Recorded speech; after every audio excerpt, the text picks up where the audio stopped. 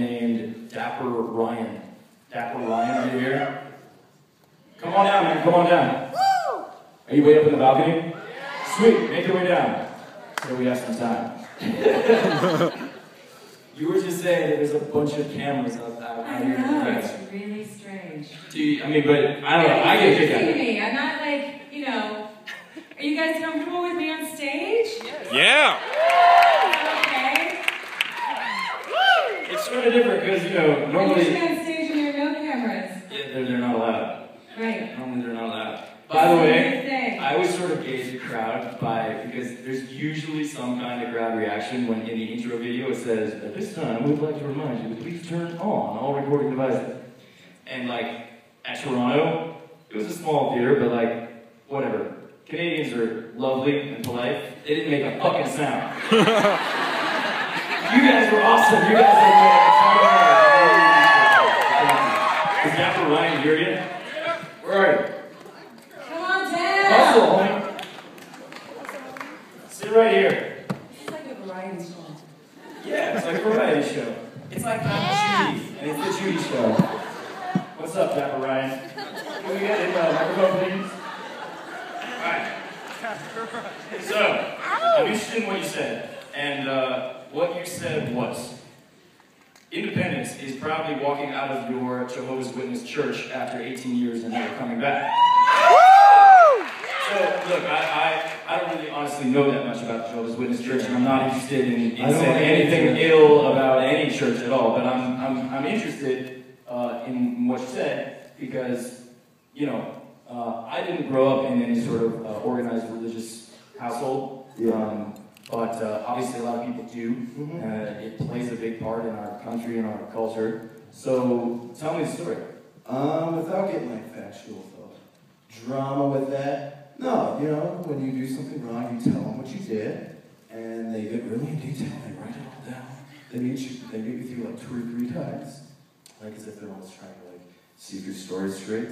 And they kind of go yay or nay if they think you're like repentant enough. And I just proudly said like what I thought and my questions, and they're like, yeah, you're done. But knowing that they didn't want me back, a lot easier. Right. So wait, were you? So even my parents come home. My parents were like, "What happened?" So were you brought up in this? Yeah. Okay. Me and my buddy Jake. Jake is up there. Did you grow up with any sort of organized religion? Yeah, I went to Catholic school. I was raised Catholic. And there's an expression: once a Catholic by 6, you're a Catholic forever. So I'm still carrying around my cross. I think, you know, we all do. I don't. You don't? No, I mean, I was raised a Jew, but I wasn't really raised a Jew. I consider myself a Jew because of like the food and you know the movies and stuff. But you have guilt? yeah, you have guilt too. We all he has guilt. What I doesn't have guilt? No, not about that. Fuck them. Absolutely not. I mean, I guess guilt is sort of a big part of independence then. It's like if you can avoid being, you know, feeling guilty about shit. Sometimes guilt is funny. It is. That's why the Jews make so many good movies. Alright, let's go for Dapper Ryan.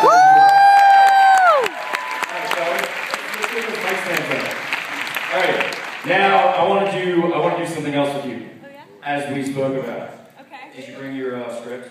Oh yeah, it's over here. Alright, we're gonna make a little something with me and Parker and another dear friend of mine who's a fantastic artist who has a film here at Sundance that I actually just saw the other day called Simon Killer. His name is Brady Corbet. Can we hear him? We're on Brady Corbet.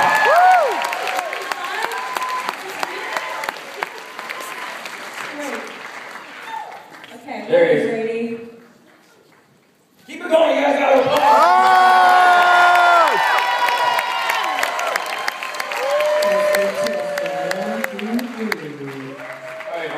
Script's over here. Right. Oh, wait. So, sweet, that's one. Okay, cool. Okay, I have mine. Alright. Wait Now, a second. let's do this. Oh, right on your face. Oh, right on my head. Classic. See, you're just born with it. Okay, So we're going to make a short film right here, right now, or at the beginnings of one. I also want to invite a couple other people up on stage to shoot this. Now, you guys need to shoot in the audience, but there's a few talented filmmakers here tonight that are friends of mine that I want to bring up on stage. Can we hear for Antonio and Justin? Antonio's the guy that directed, I'm sorry, man, I don't know your fucking last name, but he directed this movie, Simon Killer. Campos. Antonio Campos. Let's hear it for him. Justin Lin is an old friend of mine who started with Better Luck Tomorrow here at Sundance, and has directed all sorts of movies since then. Justin, you over here? Cat, will you hand Justin the camera? Come on over here, guys. So, we're gonna need coverage. So I need, like, folks over here, y'all should suit Parker. And folks over here, I want to get like a good two-shot of me and Brady. And you guys, you're gonna shoot on your phone, right? My phone, your phone. He's gonna shoot on my phone. So work in progress.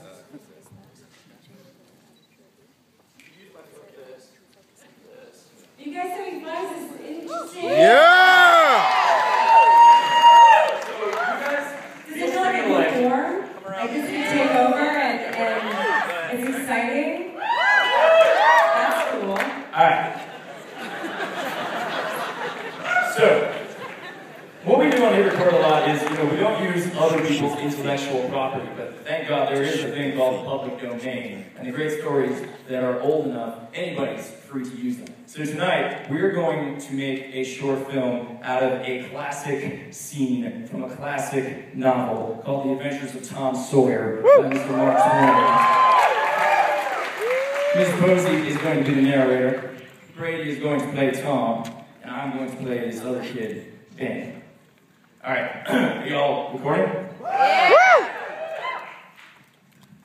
The Adventures of Tom Sawyer by Mark Twain, Chapter 2.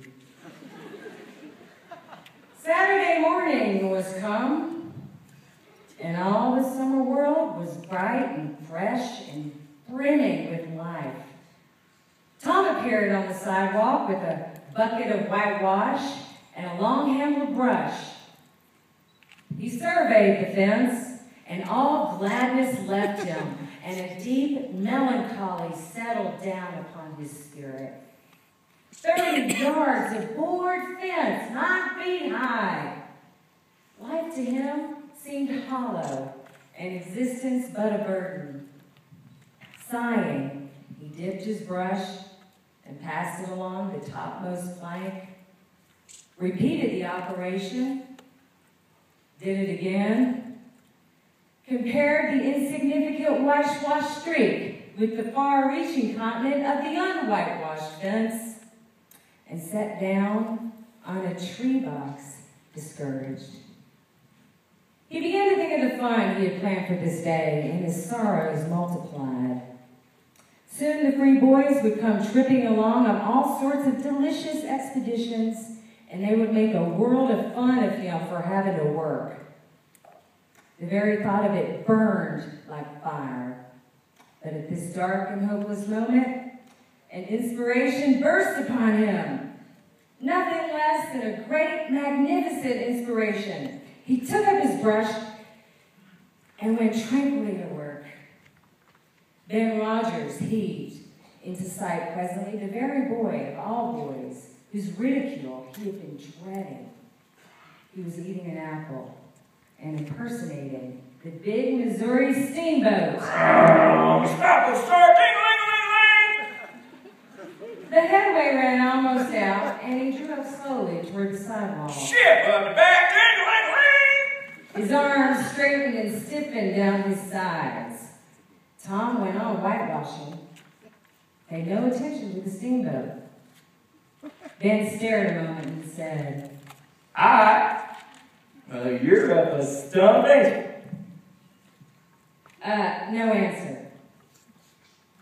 Tom surveyed his last touch with the eye of an artist. Then he gave his brush another gentle sweep and surveyed the result as before.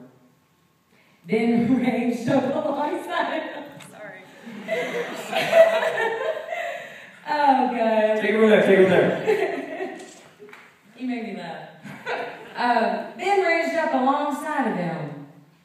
Tom's mouth watered for the apple, but he stuck to his work. Ben said, "Hello, old chap. You gotta work, eh?" Tom wheeled suddenly and said, "Why, it's you, Ben. I weren't noticing." "Well, say, I'm going in swimming, I am. Don't you wish you could? Well, of course, you'd rather work, wouldn't you? Of course you would." Tom contemplated a boy bit and said, "What do you call work?" "Why, ain't that work?" Tom resumed his whitewashing and answered carelessly, "Well, maybe it is and maybe it ain't. All I know is it suits Tom Sawyer." "Oh, come on now. You don't mean let on you like it." The brush continued to move. Like it? Well, I don't see why I shouldn't like it. Does a boy get a chance to whitewash a fence every day? That put the thing in a new light. Ben stopped nibbling his apple. Tom swept his brush daintily back and forth, stepped back to note the effect, added a touch here and there, criticized the effect again. Ben, watching every move and getting more and more interested, more and more absorbed. Presently he said, "Hey, Tom. Why should let me whitewash Will?" Tom considered, was about to consent, but he altered his mind. No, I reckon it would harm me too. And you see, Aunt Polly's awful particular about this fence right here on the street. You know, but if it was the back fence, I wouldn't mind, and she wouldn't. Yes, she's awful particular about this fence. It's got to be done very careful. I reckon there ain't one boy in 1,000, maybe 2,000 that can do it in the way it's got to be done. "No, that's all.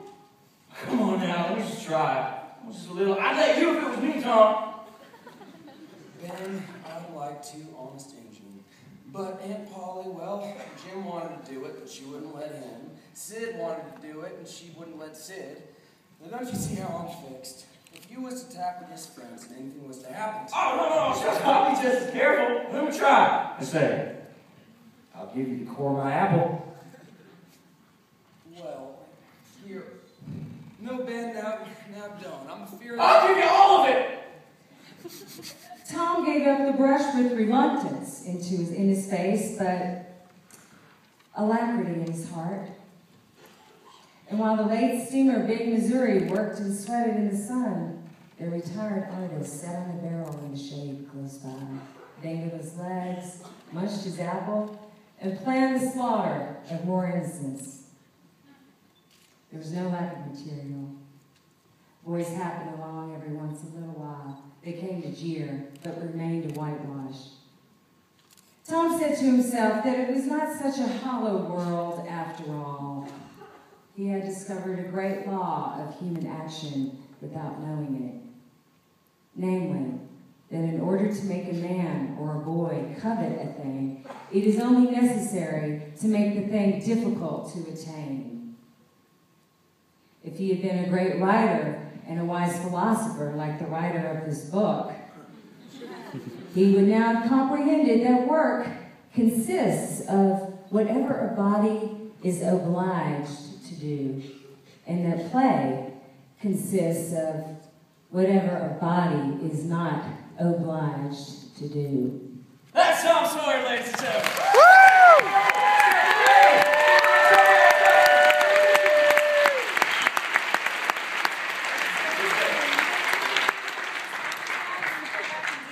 Which bit? No, I reckon it wouldn't hardly do any. See, on Polly's up, it was like, wah, wah. Okay, are you recording this live? seriously suggested we do this again? Do it and get up on the mic, man. Get up on the mic so we can use it. Yeah, Okay. so they can use it. Ladies and gentlemen, Brady Corbett up on the mic. It's not No, it's just that line. I heard a read that. Oh, I see. I'm gonna give you the. Cue you? Sure.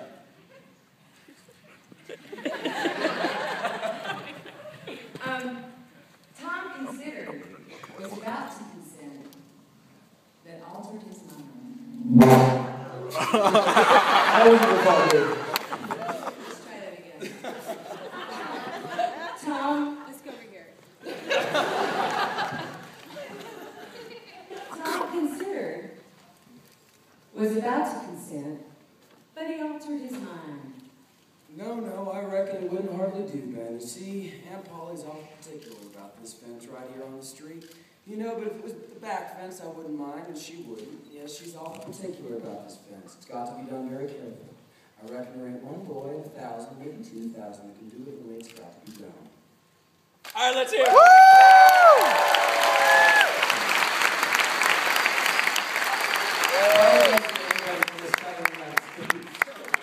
You know what they say about growth? You gotta get out of your comfort zone if you're gonna grow, ladies and gentlemen. All right, let's put on another show film.